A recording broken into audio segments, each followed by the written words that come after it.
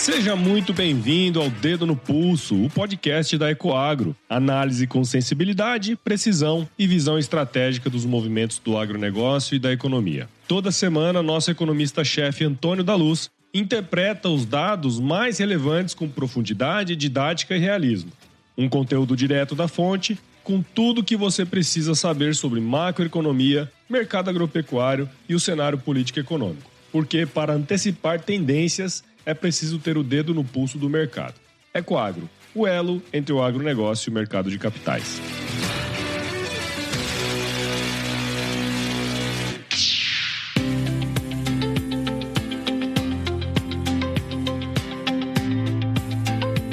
Olá, investidores! Olá, pessoal do agronegócio! Que bom tê-los conosco também nessa semana que vai do dia 27 de julho ao dia 2 de agosto de 2026. Semana, portanto, a última do mês de julho, é onde inicia também a de agosto. Sejam todos muito bem-vindos ao Dedo no Pulso, Panorama Macroeconômico e o Agronegócio, que é um podcast Dedo no Pulso de verdade, para quem não se conforma com explicações superficiais, para quem não se conforma em acessar um conteúdo econômico que é o mesmo que está lá sendo falado no telejornal ou então informado ali em alguma notícia em algum site. Eu não estou fazendo nenhuma crítica aqui ao jornalismo, pelo amor de Deus. É o papel do jornalismo trazer a notícia. Agora, o nosso papel aqui no Dedo no Pulso é trazer o aprofundamento, é fazer entender o que se passa. E este podcast ele é um oferecimento da Ecoagro, a maior securitizadora do agro do Brasil. Pessoal, quem está aqui toda semana sabe, quem estava aqui na semana passada ouviu que esta semana que passou nós tivemos uma agenda muito fraca. E por causa disso, eu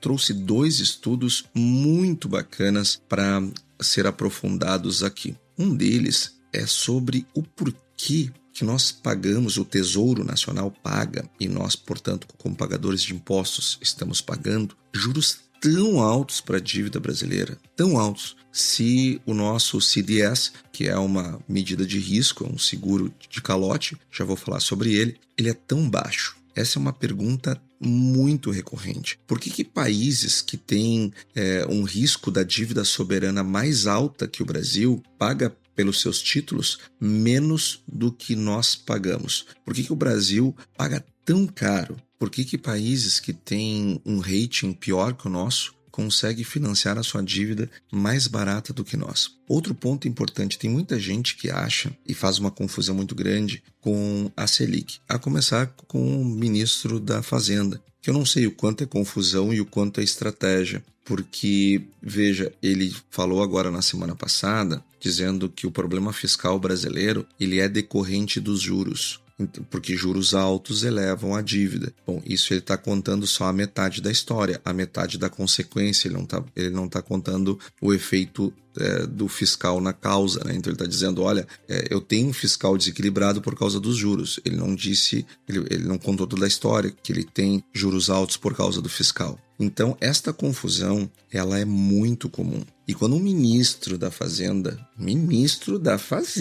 gente, eu não estou dizendo que é uma pessoa inocente, que qualquer coisa que falar ou que pensar tem consequência zero. Não, estou falando de uma autoridade brasileira, uma autoridade econômica, a maior autoridade econômica do país, falando algo absurdamente contrário ao que diz a teoria econômica. Por isso a importância de termos em cargos dessa magnitude pessoas que foram preparadas tecnicamente para ocupar esses cargos. Não é só para não falar coisas equivocadas, é para não fazer coisas equivocadas, não tomar decisões baseadas em questões que não procedem, que não batem com a ciência, que não foram testadas, que não tem uma teoria, que não tem uma evidência empírica. Então, o Brasil ele não chega aonde chega por conta do acaso. Ele chega aqui onde estamos e está indo para um lugar perigoso do ponto de vista fiscal, porque as pessoas tomam decisões conscientes, mas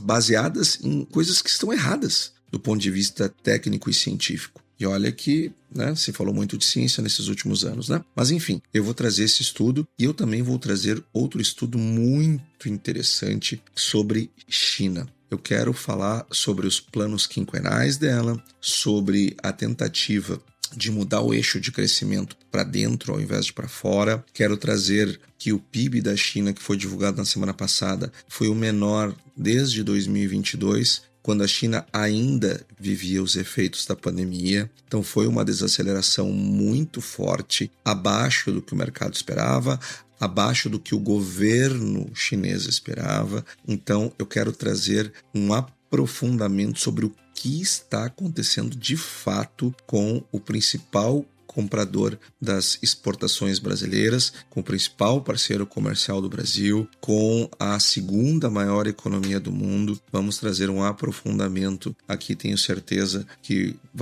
todos vocês vão sair daqui com um entendimento muito maior sobre essas questões. Agora, eu quero trazer, antes de entrarmos nesses dois estudos, os poucos indicadores que saíram, que estão sobre a nossa mesa, mas sobretudo também a agenda desta semana, que está pesadíssima, porque no Brasil nós vamos começar com o Boletim Focus do Banco Central, que na semana passada já começou a voltar a subir pelo aumento do preço do petróleo. Nós vamos ter também confiança do consumidor, nós vamos ter o bloco de trocas com o mundo, transações correntes de um lado e investimento estrangeiro do outro, transações correntes via de regra negativas, investimentos estrangeiros diretos via de regra positivos. Vamos ter o IPCA 15, que é a prévia do IPCA, fluxo cambial estrangeiro, IGPM, empréstimos bancários, aí nós vamos olhar emprego, atividade econômica, taxa de desemprego, vamos ter o CAGED, vamos ter também IPP, então do ponto de vista inflacionário, IPCA 15, IGPM e IPP. Do ponto de vista do fiscal, nós vamos ter superávit orçamentário, dívida bruta, balanço orçamentário e dívida líquida. Então, se prepare que semana que vem nós vamos trazer os resultados fiscais, que como vocês todos sabem, estão piorando, se agravando, e eu também vou trazer uma leitura bastante forte sobre a questão dos empréstimos bancários e a situação creditícia do país, que é algo que também vem num processo de deterioração, e nós vamos mostrando aqui semana a semana esse processo, porque aqui quem está no dedo no pulso não se surpreende com nada, está acompanhando o que está se passando no Brasil e no mundo em câmera lenta. Lá nos Estados Unidos nós vamos ter balança comercial, confiança do consumidor, vamos ter também o relatório semanal de estoques de petróleo, vamos acompanhar por conta desse repique que está havendo. Vai ter decisão de juros nos Estados Unidos, então uma semana antes de nós vamos ter os juros por lá, vamos ter também o núcleo dos preços do PCE, que são absolutamente importantes para as decisões de política monetária por lá, além dos pedidos contínuos e iniciais de seguro-desemprego. E lá na zona do euro nós vamos ter os dados do PIB, além da taxa de desemprego e a inflação ao consumidor. Eu quero começar trazendo que o relatório Focus do Banco Central trouxe um repique de inflação de 5,15 para 2026, de 5,13 veio para 5,15. E provavelmente nessa semana que estamos vai ter um novo repique, vai subir mais ainda, pelo menos foi isso que eu coloquei lá na nossa projeção de inflação, nós atualizamos para frente os dados. Então, para nós já é 5,19. Agora, hoje está 5,15, vamos ver o que a mediana trará. Para 2027 se manteve em 4,20. Por que nós tivemos esse repique? Por conta da volta do aumento do preço do petróleo, em razão da escalada do conflito lá no Irã. E as expectativas para a Selic se mantiveram estáveis, 14% ao final desse ano, ou seja, prevendo mais um corte de 0,25% e 12% ao final do ano que vem. Então, se mantida essa expectativa para 2027, nós estaremos no 6º ano com juros de 2 dígitos. E não há economia que aguente isso, né, gente? Por isso que nós temos que cuidar muito do fiscal e do monetário para não ter inflação e não precisar subir tantos juros. Por isso a importância de ter um fiscal que seja contido, que seja equilibrado, que seja saudável. E de outro lado, não pode ficar ampliando o monetário através de crédito direcionado, montanhas de crédito para isso, crédito para aquilo, com fins eleitoreiros e demagógicos, porque a consequência disso é a ampliação da base monetária e, consequentemente, a gente convive com juros altos. Gente, o brasileiro ele precisa entender isso, sobretudo que acompanha aqui o dedo no pulso. A gente não dá para termos 6 anos de juros altos e não entendermos os porquês. Não é possível 6 anos de juros de 2 dígitos sem fazer uma reflexão correta do porquê que nós temos esses juros de 2 dígitos. Então, e isto é consequência, de um lado, fiscal, de outro lado, excessos monetários via crédito. Então, são excessos fiscais, excessos monetários. Quer ter juro de 1 dígito? Corta os excessos. Antes de entrar nos Estados Unidos, eu quero trazer o primeiro estudo que é sobre a nossa situação dos títulos brasileiros. Quero começar, então, com uma pergunta. E essa é uma pergunta que muita gente se faz, tá? Se o Brasil paga juro de 2 dígitos em reais e o CDS de 5 anos está em 123, qual desses 2 números representa o risco de verdade? Bom, isso é uma pergunta que muita gente se faz. Mas primeiro, deixa eu explicar o que é o CDS. O CDS é o Credit Default Swap, que ele nada mais é do que um seguro, uma espécie de seguro, funciona como um seguro contra o calote da dívida soberana de uma nação. Então ele mede o grau de desconfiança dos investidores estrangeiros. Então, quanto maior o preço ou a pontuação do CDS, maior o risco percebido de um país não pagar seus compromissos. E um CDS, ele tem uma base 100. Então, isto significa dizer que um país que tem um risco, uma pontuação base de 123, que é o caso do Brasil, significa que deve ser acrescido, o prêmio desse risco é 1,23 ponto percentual. Então, é assim que funciona o CDS. Então, vamos lá. Se o Brasil paga um juro de 2 dígitos em reais e o CDS é de 123, o que acarreta num prêmio de 1,23 ponto base a mais, qual desses 2 números ele está representando a verdade? Então, a verdade, ela não está, como em economia geralmente é assim, numa única coisa. Nenhum dos 2 sozinhos consegue explicar isso. E é exatamente aqui que tem muita confusão que as pessoas fazem. Então vamos aprofundar um pouco essa questão. Vamos destrinchar com calma, tá? E eu separei esse raciocínio em blocos, onde o Brasil está no ranking soberano. Tá? Então, primeiro, vamos ver aonde que o Brasil está situado no ranking. E para isso, esse ranking, eu peguei uma amostra que fizesse mais sentido. Então, eu comparei o Brasil com países da América Latina e comparei o Brasil com países do BRICS, que têm economias mais parecidas, tá? Então, por quê? Porque não adianta eu comparar o Brasil com a Alemanha ou com os Estados Unidos ou com a própria China. Eu preciso comparar o Brasil com países que são mais assemelhados a ele. Então, peguei vizinhos e BRICS, certo? Então, foram 12 países assemelhados ao Brasil, seja por questões geográficas, seja pelo fato de serem emergentes, para fazer uma comparação que é justa, tá? Então, vamos comparar o ranking de crédito soberano, vamos comparar o que as agências de risco enxergam sobre esses países e sobre o Brasil, obviamente. O que o mercado de CDS e de yields está precificando, o tamanho do problema fiscal, a posição externa do Brasil e, por fim, uma pergunta que é central no processo. Por que o juro brasileiro tão mais alto do que sugeriria somente o risco de default, que é justamente medido pelo CDS? Então, se o Brasil tem um CDS não tão mais alto, por que ele tem um juro tão mais alto? Então, isto que nós vamos responder no Dedo no Pulso hoje. Quem olha para o CDS não consegue encontrar a justificativa para o juro ser alto. Muita gente se pergunta da seguinte maneira: parei, se o CDS é um seguro contra default e o default é o risco do Brasil não pagar a sua dívida, então por que nós estamos falando tanto de fiscal? Por que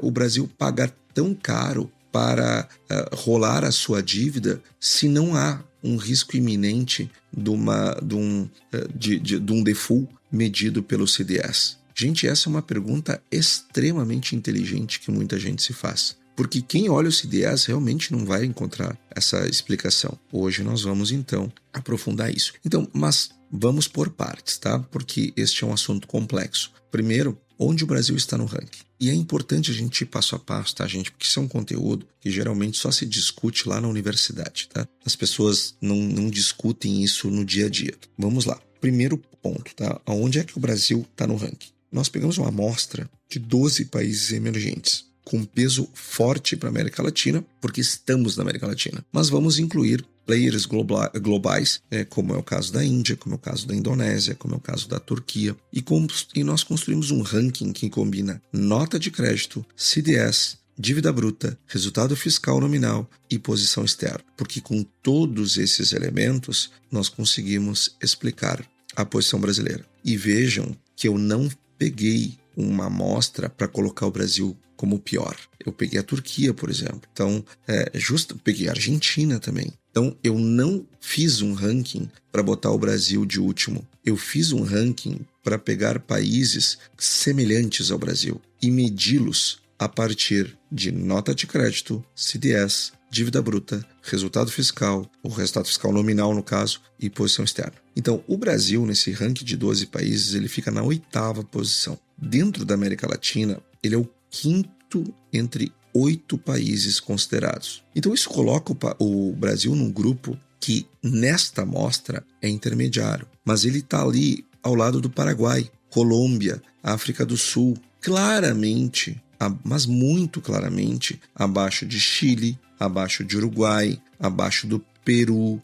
abaixo do México, abaixo da Indonésia, abaixo da Índia. E esses países que têm grau de investimento ou estão muito próximos de receber o grau de investimento. E claramente nós estamos melhor que a Argentina, que é um caso à parte, que tem um CDS de 650 pontos base. Então isso é um outlier puro, mas ele existe, está aqui do nosso lado, e não dá nem para comparar na mesma régua. Agora, lembremos que nós estamos medindo o CDS, que é o risco de um default olhado pelo investidor externo. Então aqui eu já vou dar uma dica, tá? Que eu vou aprofundar mais para frente. Isso aqui tem tudo a ver com reservas internacionais, percebe? Mas a Argentina, quando vista pelo estrangeiro, pelo CDS, ela tem que acrescentar 6,5 pontos percentuais na sua dívida só pelo risco de calote, porque o CDS dela é 650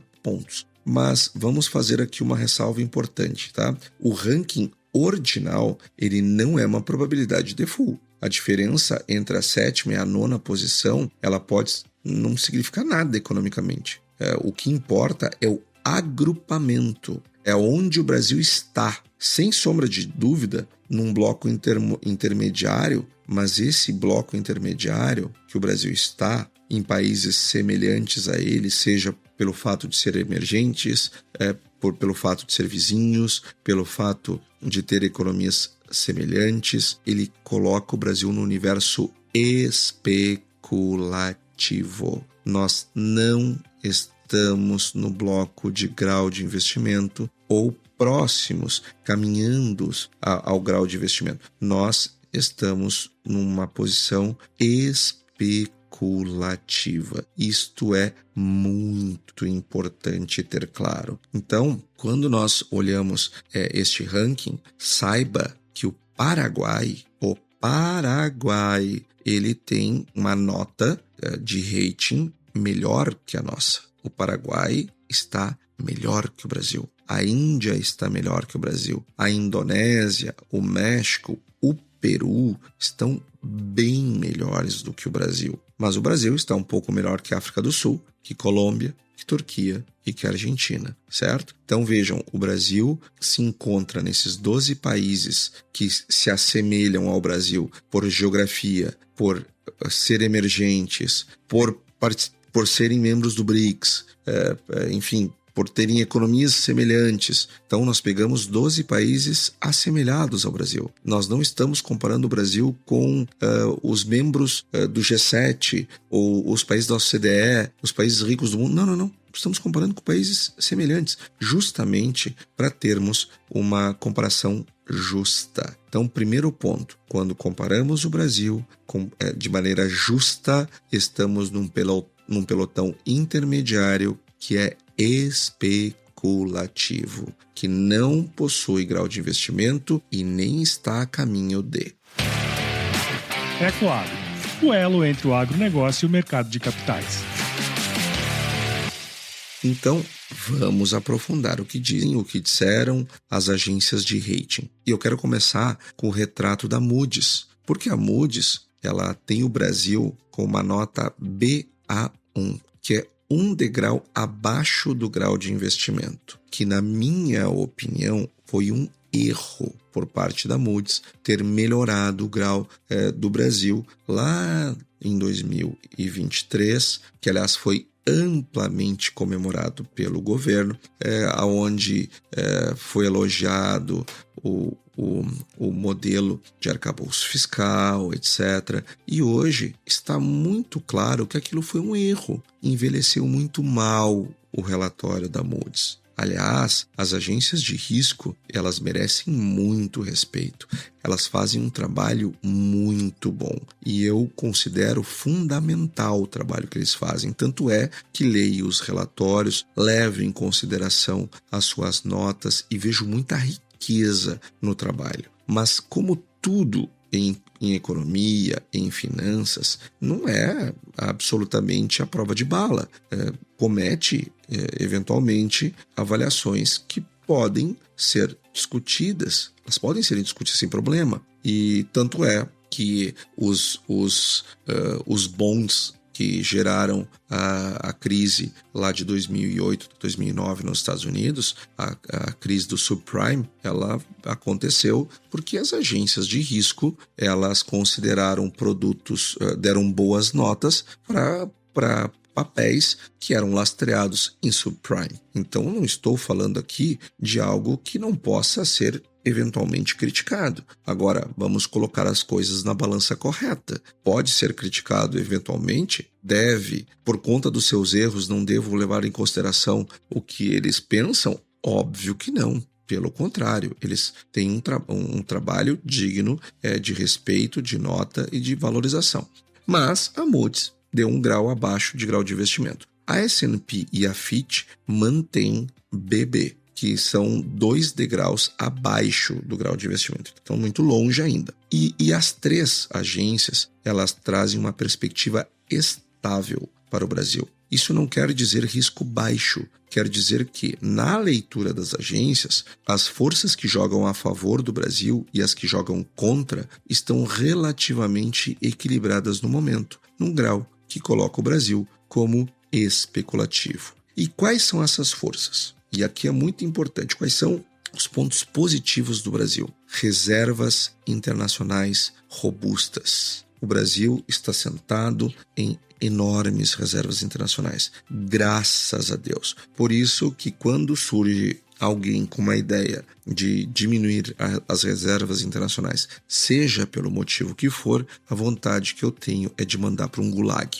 essa pessoa e passar lá por uma temporada curta, de uns 50 anos. Outra coisa que é um ativo importante para o Brasil, ter câmbio flutuante. Isso é mega importante, é uma força que o Brasil tem. Outra coisa importante, a nossa dívida majoritariamente ela é em reais e é financiada dentro de casa. Então o Brasil não é como a Argentina, por exemplo, que qualquer variação na taxa de câmbio explode a sua dívida, porque a nossa dívida ela está precificada em reais. Não é como o Brasil dos anos 80, que a maior parte da dívida era dívida externa. Não é como a dívida pré-plano real, que devia lá fora e não aqui dentro. Agora vamos para o lado negativo. Então, essas são fortalezas que o Brasil tem. Agora vamos para o lado negativo, tá?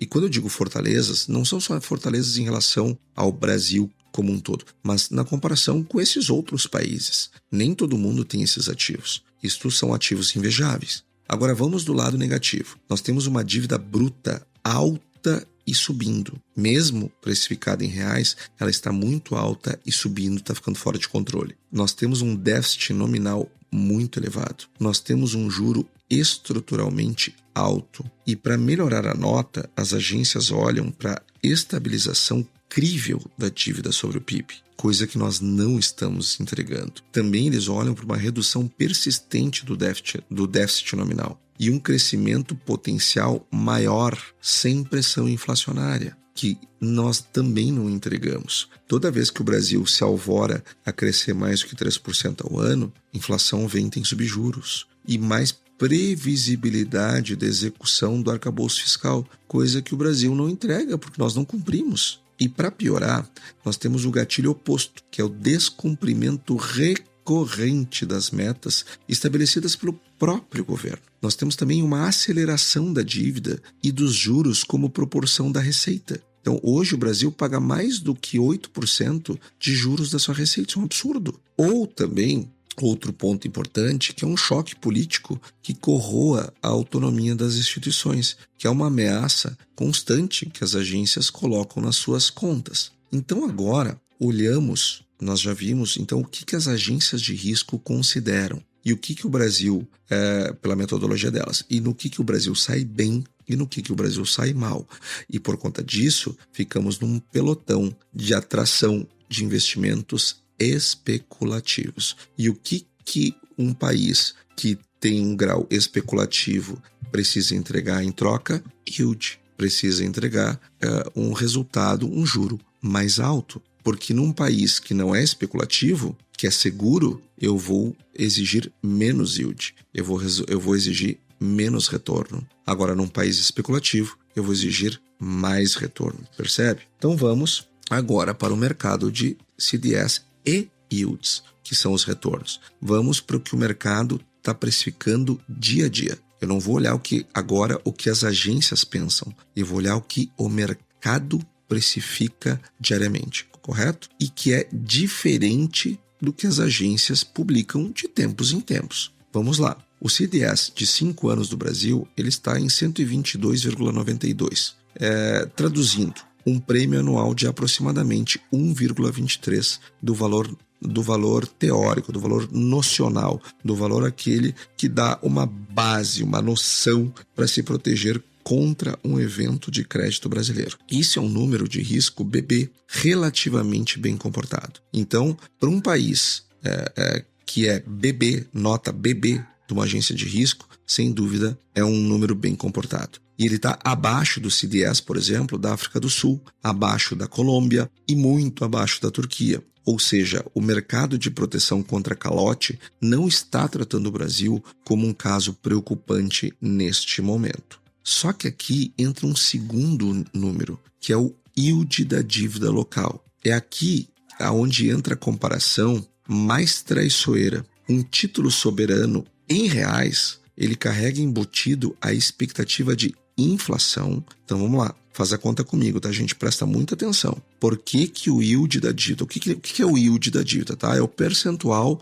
que o Brasil está pagando de dívida. Então, sei lá, 14%, tá? É 14% numa LTN, 14,5% numa LTN, num título pré-fixado. Inflação mais 8,5%. Isso é yield, tá? Isso é yield. Então, para quem não sabe o que é isso, yield é o quanto o Brasil está pagando de prêmio sobre a dívida local. Como é que essa conta é feita? Como é que o cara, na hora de dizer para o Tesouro, eu pego esse teu título, mas eu quero tanto?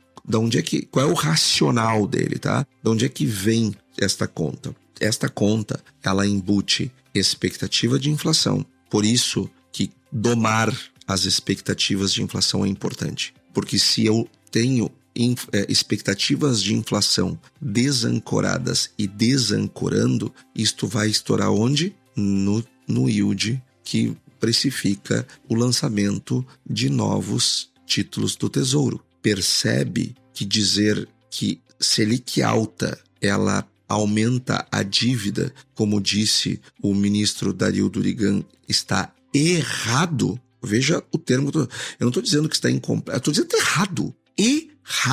Errado. Para quem ainda não entendeu, errado dizer isso. Porque a expectativa de inflação é um componente embutido no yield esperado por aquele que está disposto a comprar um título que está sendo emitido pelo Tesouro. Consequentemente, uma ancoragem das expectativas de inflação faz com que o Tesouro vá pagar mais caro. E como é que eu domo as expectativas de inflação? Aumentando a taxa de juros. Então, o que o ministro Dario Durigan, ministro não é da Integração Nacional, ministro da Pesca, ministro da Juventude, ministro das Mulheres, disse, é o ministro da Fazenda, disse. Metaforicamente, o que ele falou é que o rabo balança o cachorro e não que o cachorro balança o rabo. Isso é um absurdo, isso é até uma irresponsabilidade.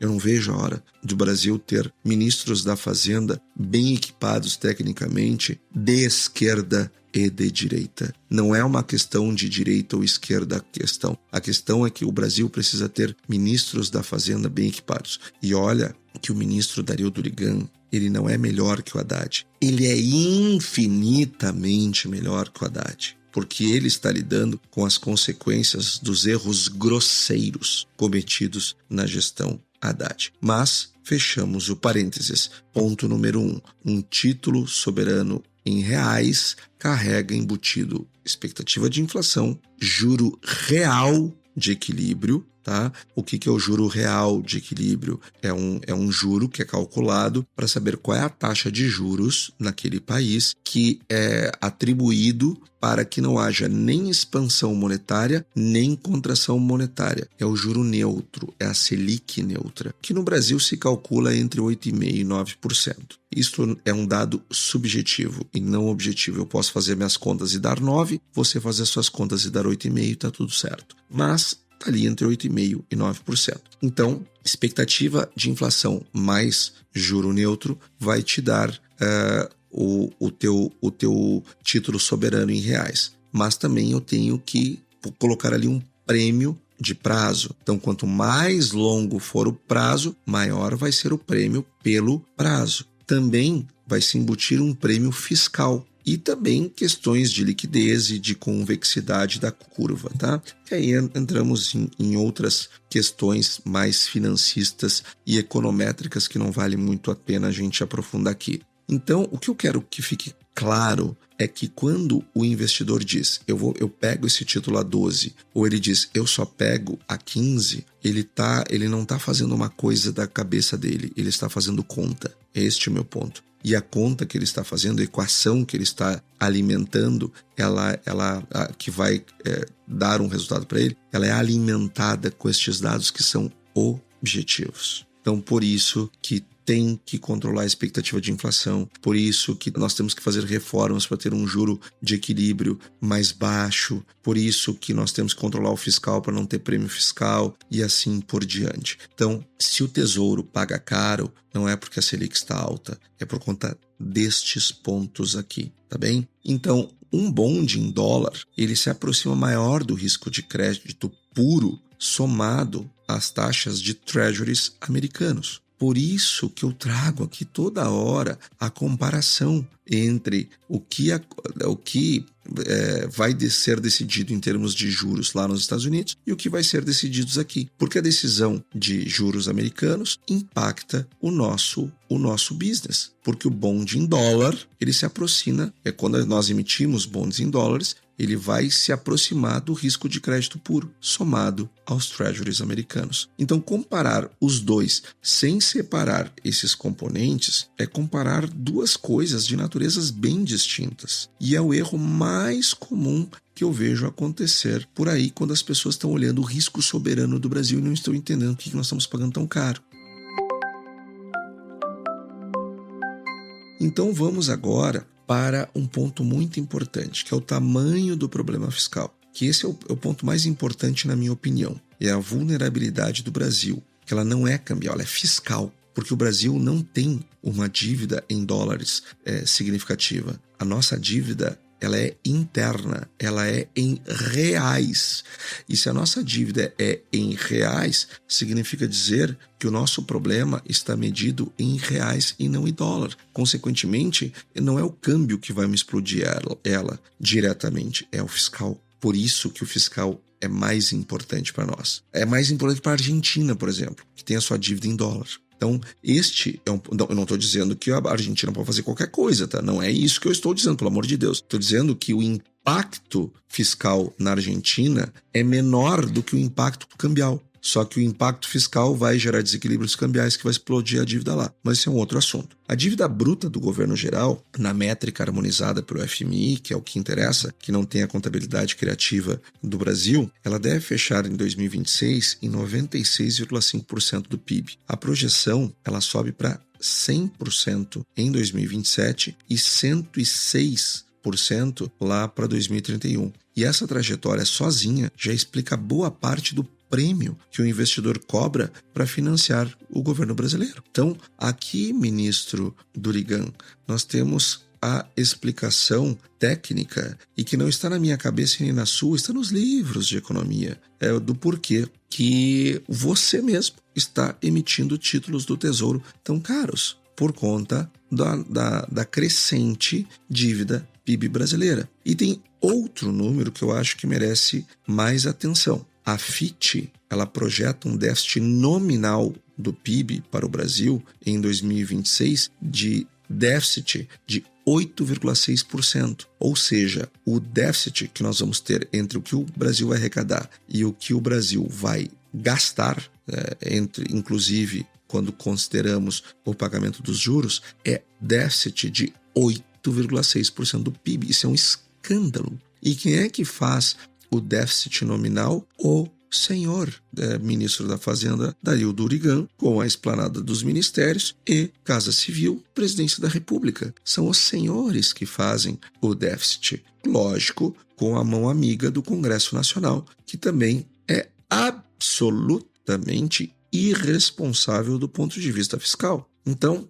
é aqui que nasce, cresce e amadurece os juros altos que o Tesouro paga. Então, a mediana dos países com rating BB é de aproximadamente 3,5%. O Brasil tem um déficit de 8,6%. Aqui é que diferencia. Então, notem, do ponto de vista da avaliação do Brasil em dólar, nós estamos melhor do que esses países. Mas, como a nossa dívida é em reais e o nosso fiscal está deteriorando, e nós temos um déficit nominal de 8,6 contra 13,5 dos demais países nesse pelotão intermediário, é isto que faz o Brasil pagar mais caro. Essa diferença de mais de 5 pontos percentuais, ela não vem principalmente do resultado primário, ela vem sobretudo da conta de juros, porque é ele que explode o nosso nominal, o nosso resultado nominal.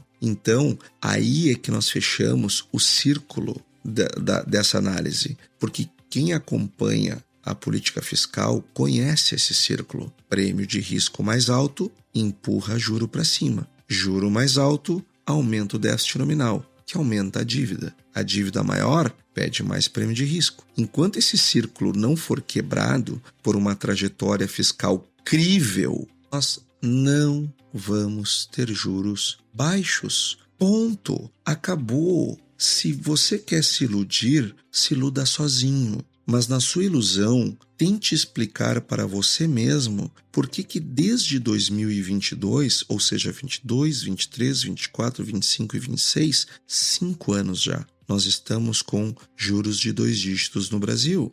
E ano que vem, pelo que tudo indica, será o 6º ano com juro alto no Brasil. Explique para você mesmo. Tente achar essa explicação. Por que a gente está com juros tão altos, outros países não? Entenda que alívio monetário, Selic, portanto, alívio cíclico, isto ajuda, mas não resolve a parte estrutural do problema. Não resolve.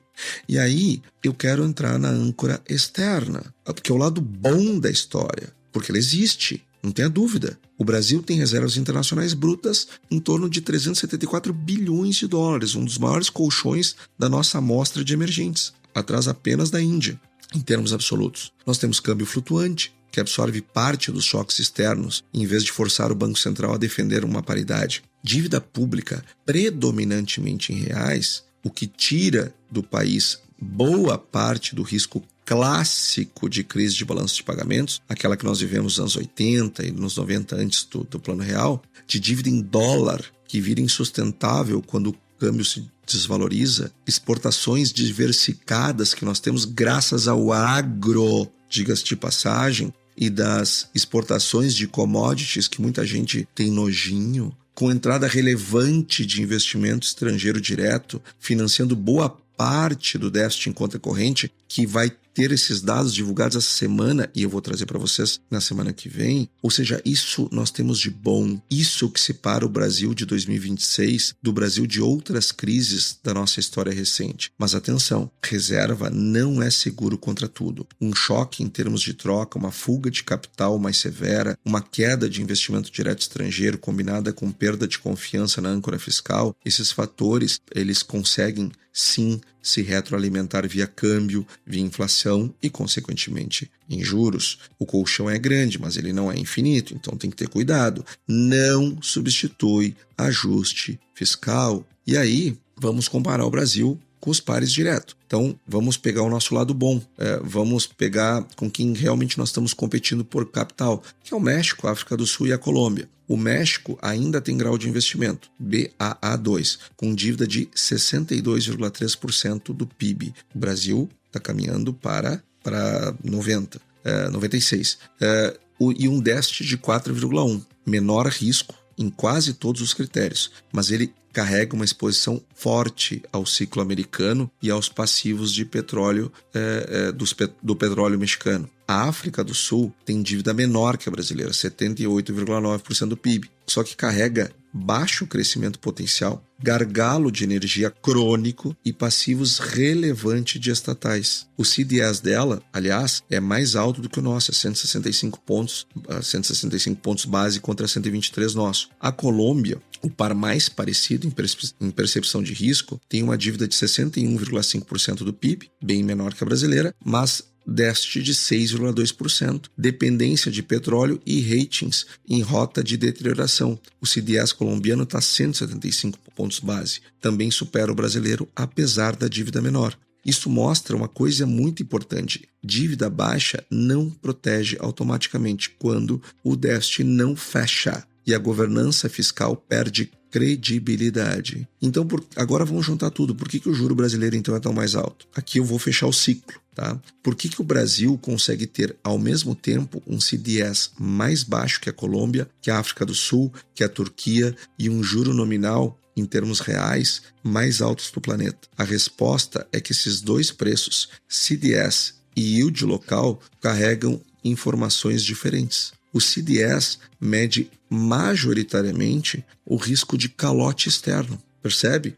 O Brasil não tem risco de calote externo iminente, gente. Porque o Brasil está sentado dentre as maiores reservas internacionais do mundo. Então, o risco de calote externo é muito baixo mesmo. O CDS e yield são coisas diferentes. Eu estou medindo a saúde de um paciente por exame de imagem e exame de laboratório. Eu vou achar resultados diferentes. O yield local embute inflação esperada, juro neutro estruturalmente alto, prêmio fiscal, prêmio de prazo, indexação de parte da dívida Selic e, para o investidor estrangeiro, o risco cambial ou o custo do hedge. Se a diferença entre Brasil e um país com CDS parecido fosse puramente risco de crédito, o próprio CDS brasileiro deveria estar num patamar completamente diferente, múltiplas vezes maior do que é hoje, mas não está.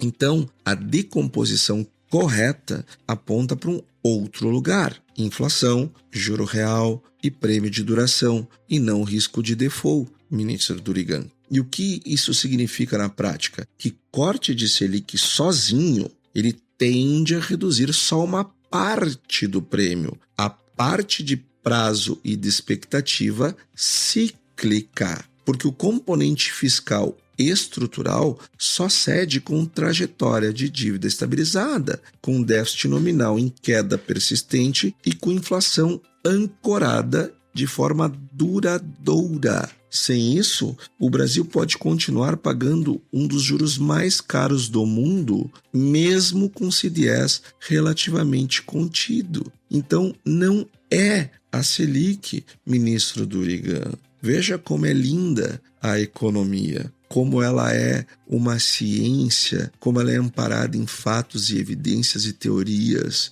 que basta conhecê-la para não fazer políticas econômicas erradas e equivocadas. Mas como nós, emergentes, temos uma dificuldade imensa de tratar desse assunto. Pessoal, ficou muito longa a minha explicação, porque eu fiz questão de trazer detalhes. Então fica para a semana que vem, ou para uma próxima oportunidade, o aprofundamento sobre China. Eu vou fechar aqui falando de agro, porque o agro brasileiro, nesta semana, ele teve uma alta muito significativa nos preços das commodities, mesmo com uma melhora das lavouras americanas. O preço da soja em Chicago já bateu $12,52 por bushel e nos portos, no Porto de Santos, já ultrapassou R$150. Então, opa, quem está aqui no dedo no pulso não se surpreende. O preço para maio de 27 já bateu R$142 e não para de subir. Prêmios também em altas. O preço do milho em Campinas, 65,55, enquanto o preço do algodão teve uma semana de alta, 408 centavos por libra-peso. E o preço do etanol, esse sim, segue em queda, R$2,13, e o algodão voltou a perder o patamar de $18 a saca de 50 quilos, agora está R$17,99. Enquanto o café no Cerrado Mineiro subiu mais um pouco, R$1.750 a saca de 60 quilos. Então, pessoal, foi isso que eu preparei nesta semana. Vai ter que ficar para uma próxima o episódio sobre China, porque eu quis ser detalhista e explicar para vocês com profundidade as coisas, porque quem está aqui no dedo no pulso, ele não quer entender superficialmente, ele quer aprofundamento. E às vezes o aprofundamento exige tempo, porque é um assunto super complexo que eu expliquei em menos de 50 minutos, da maneira mais didática que eu consegui. Então, pessoal, muito obrigado. Passe esse podcast para todo seu amigo que quer entender melhor por que o juro no Brasil, o Tesouro paga tão alto, e o seu amigo que acha que o problema é Selic. Tá bem? Até a semana que vem. Uma excelente semana. E aí, você gostou desse podcast? Se gostou, considere compartilhar este episódio com alguma pessoa que irá se beneficiar deste conteúdo e nos ajude a alcançar mais pessoas. O roteiro e apresentação deste episódio foi do economista-chefe da Ecoagro, Antônio da Luz, a produção do Agro Resenha e a edição do Senhor A. Saiba mais sobre a Ecoagro em www.ecoagro.agr.br. Ecoagro, o elo entre o agronegócio e o mercado de capitais.